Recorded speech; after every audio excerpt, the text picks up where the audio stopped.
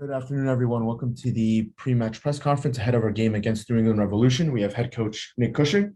If you'd like to ask a question, please raise your hand. We'll get started with Scott Churchson. Hey, Coach. Thanks as always. Happy Friday. Let's start this out on a more positive note here. Give us a couple of things that maybe you've picked up on and that you've liked that maybe hasn't gotten a lot of attention yet. Do you have anything like that? Yes, many things. I think in this moment, it's a real test of your resilience and your character as a squad. And of course, the level of quality hasn't been there in the performances to win the games, but the togetherness and the desire and the hunger to really push the games to a point where we feel like we should have got something from the games. We don't feel like we've been well beaten in any of the games. We've made individual errors, and we maybe haven't got the level offensively to a place where we've got 2-3 goals clear in the although we've created some moments. I've been really pleased by the way that guys that haven't had so much football have gone in. A good example in this game is Gideon Zelalem goes in and gives us life and affected our offensive play.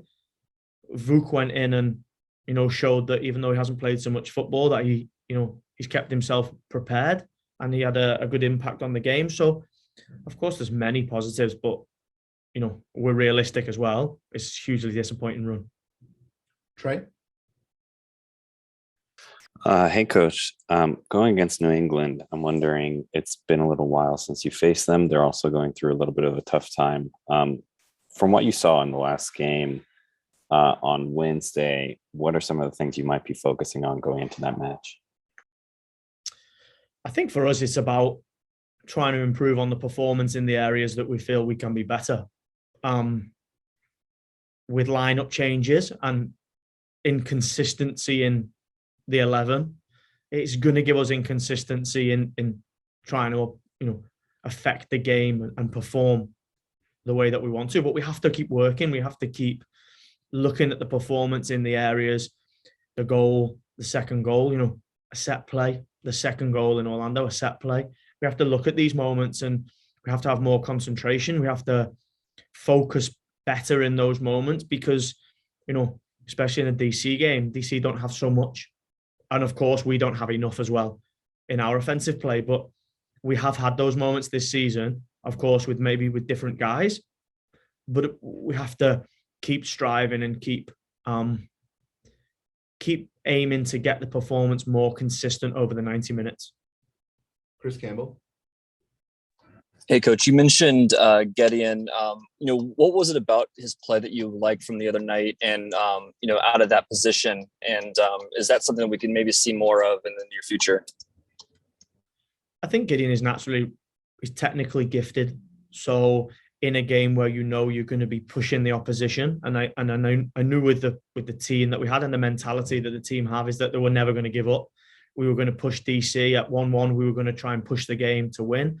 And at 2-1, we were going to push the game to get back into it. And he's a guy we've seen across those type of games that he can come in and he can get on the ball a lot. He can start passing the ball forwards. He can start to dictate the game and get the tempo of the game up.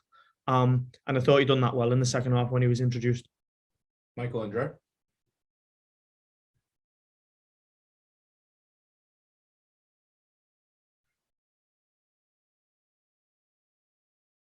Michael, can't hear you. All right, we'll come back to you, Michael. We'll go with Carolyn. Hey, Nick. Just curious how the squad's looking ahead of the game. Any team news there that needs to be updated on? Yeah, just Anton Tinnerholm, of course. He went off in the game and he won't be ready for this one. He's picked up just a slight little niggle. And although it's not really serious, I think it's a byproduct of losing a lot of guys and having to roll with, a small roster. He's probably played a little bit too much football. And he's picked up a little niggle, after having such a long time out. And he's with the medical team now. He won't be ready for this one, but everybody else has trained. And obviously we have to be smart with our selection, having 2 days between this game and Cincinnati and then Cincinnati and Charlotte. So we'll have to pick a team that is prepared for this game, but also we have to have one eye on those games coming up. Michael? Thanks, Esteban. Sorry about that.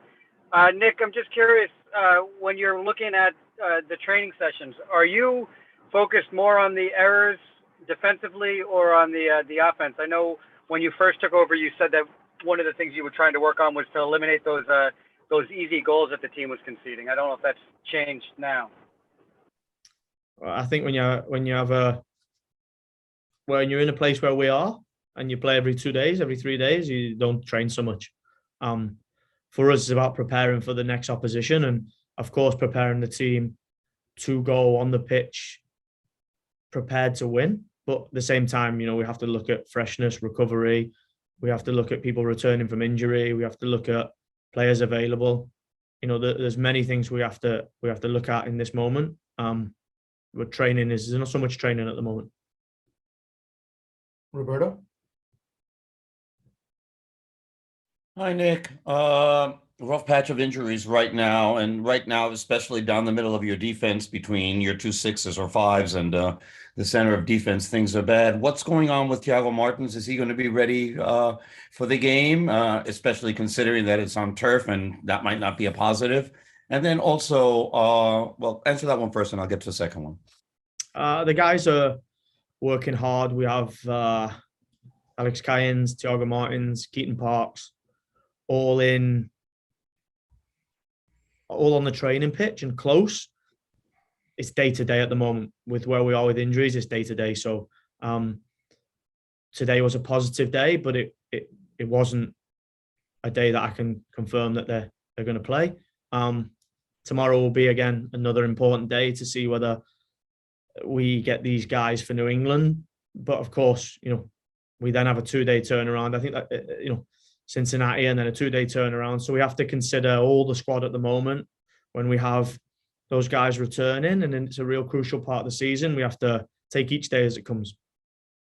And then on the other side of the field, the amount of chances that are being created seems to have gone down, aside from the fact that goal production is down as well. What have you identified that you think you might be able to adjust up front to get more production? I think it's trying to build that cohesion between a new set of guys. We've played Tallers as a 9. We've had Heber after a long layoff out. Maxi's played and then came out due to a little niggle. Santiago Rodriguez had a suspension. So I think for us, it's about training the way that we've trained because we know it's worked us into a moment where we can create chances, but it's about trying to build that cohesion and trying to work even when we don't have so much time and so much training time. It's about looking at the video and looking at areas where we can improve so that we can start to create more chances, because creating chances gives us a chance of winning football games. Trey, you have another Thank one? you. No worries. Trey? I did, and it left my mind. But I will just come up with one on the spot right now. You mentioned Keaton Parks. I don't know if you saw this, but Barcelona medical team did a study that they released in December about players with deep vein thrombosis in their legs. Over 10 years in La Liga and La Segunda, only 4 players had this condition, and none of them required surgery. So medically, what's happening to Keaton is an outlier, to say the least. How has the medical team communicated with you about his condition going forward, not just in this season, but also career-wise, as he has been such an important player over the last 2 years for this team? I've said previously that, we have an excellent medical team, an excellent partnership with Montefiore Hospital, and we fully trust and support them in every injury. And of course, Keaton's is one that we don't see very often. But, when I look outside and I see him training on the training pitch, and I see him now, the way that he is training and the hunger that he has and the motivation to come back fills me with confidence. I know that we're going to have a huge player return into our team in a crucial part of the season. And that for us is a huge positive. I only have praise for our medical team and for all of the people that have supported and contributed in this situation, because, you know, like I say, I see a player that has contributed hugely this season at the start of the season and will do leading to the end of the year. Final one, Caroline. Yeah, Nick, you gave a debut to Matty Pellegrini the other night. What have you made of his performance that night, and what's the impact that he's had on the training pitch and being around the squad during that time? I thought it was a difficult game for him to go into after only being here for a short period of time. I've previously communicated that we haven't brought a guy here that has been consistently playing at our level week in, week out and is ready. He's not that far away, but I knew that he would give us some energy. He's hugely motivated to get his career back to where it should be. He's a really good guy, a great guy, really good energy, has slotted right into the group and built relationships and has cohesion with people off and on the training pitch. So he's not far away.